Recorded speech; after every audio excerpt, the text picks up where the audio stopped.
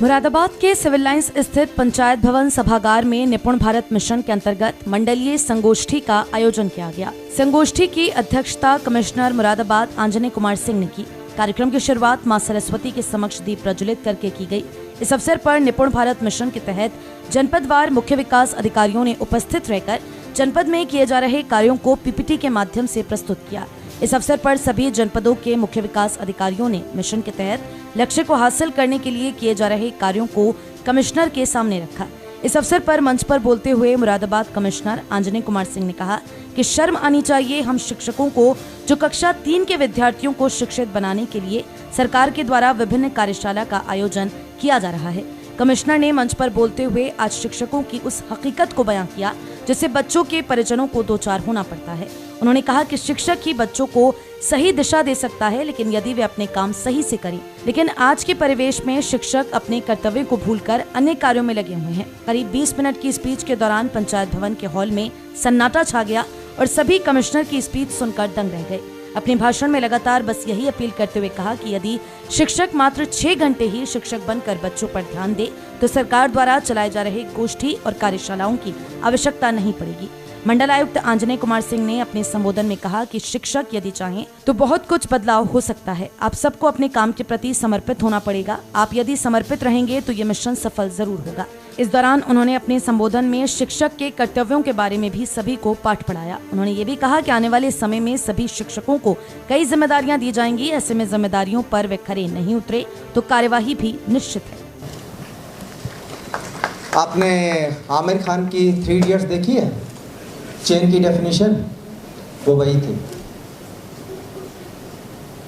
शिक्षा के लिए बेसिकली दो चीजें चाहिए, एक पढ़ने वाला और एक पढ़ाने वाला, बस। पढ़ने वाला है और पढ़ाने वाला है, अगर 2 हैं तो शिक्षा की बेसिक रिक्वायरमेंट पूरी है। शिक्षा तब ट्रांसफर की जा सकती है। मुश्किल की बात यह है कि दोनों के ड्रॉप आउट रेट बराबर ही है। जितना विद्यार्थियों के ड्रॉप आउट रेट है उतना ही पढ़ाने वाले का ड्रॉप आउट रेट है। अब हमारा ड्रॉप आउट रेट विद्यार्थियों पे तो हम काउंट करते हैं, दूसरे वाले पे नहीं काउंट करते। हम दुखों के अथाह सागर में हैं, अथाह सागर में।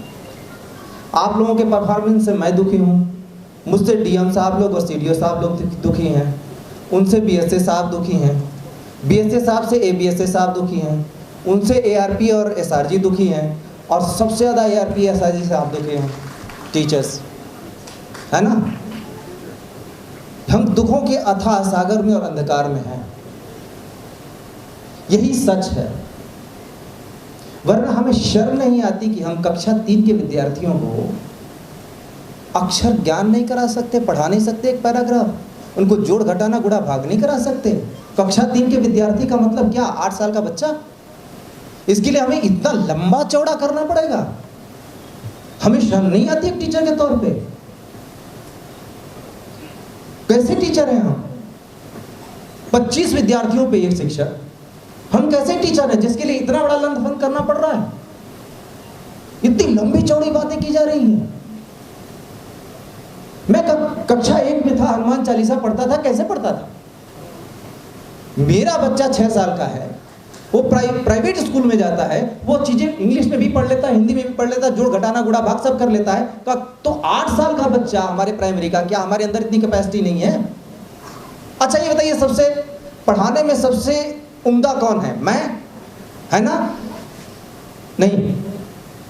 सीडीओ साहब नहीं, वो जो अभी प्रेजेंटेशन दे रहे थे वो नहीं, कौन? और हम आपको बता रहे हैं कैसे पढ़ाना है ना? हमारे लिए इससे ज्यादा शर्म की बात क्या हो सकती है? और हम नाटक कर रहे हैं और आप नाटक कर रहे हैं। हम पढ़ाने का नाटक कर रहे हैं, आप पढ़ने का नाटक कर रहे हैं। रिजल्ट कहां है? हम किसको धोखा दे रहे हैं? कक्षा 3 के विद्यार्थियों को अक्षर ज्ञान कराना इतना मुश्किल काम है? कक्षा 3 के विद्यार्थियों को ये बताना, हम और आप खेल खेल में पता नहीं क्या क्या सिखा सकते हैं। कक्षा 3 छोड़ दीजिए, कक्षा 1 जो एंट्री करने वाला बच्चा 3 महीने के अंदर सब कुछ सिखा सकते हैं उसको।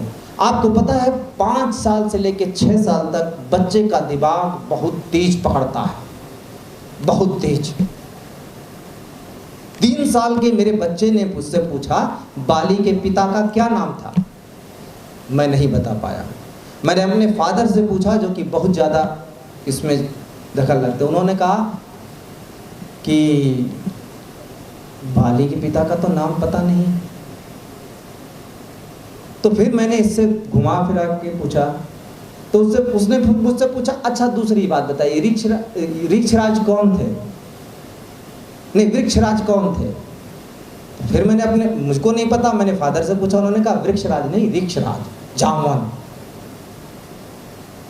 तो फिर मैंने इससे कहा कि जामवन थे, नहीं वो तो वृक्षराज थे, वृक्षराज। फिर अब वापस गया, कई सारे लोगों से पूछा, बाद में उसने कहा लीजिए आपको बेवकूफ बना दिया, बाली के फादर का नाम वृक्षराज था।